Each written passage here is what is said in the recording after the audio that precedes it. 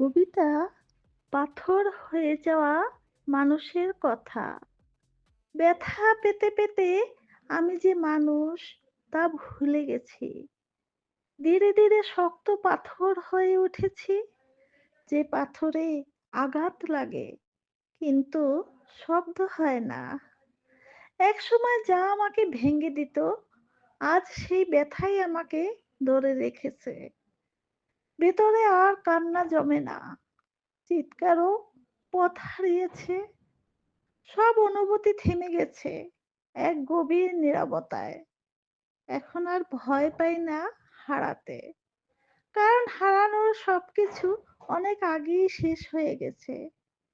সুখ এসে দাঁড়ালেও চিনতে পারি না, দুঃখ এলে তাকেও আলাদা লাগে না। আমি বুঝি না আমি সুখে আছি না দুঃখে আছি। শুধু এইটুকুই জানি, আমি আর ভাঙ্গি না, কারণ ব্যথা পেতে পেতে ভাঙার ক্ষমতাটুকুও আমার কাছ থেকে কেড়ে নেওয়া হয়েছে।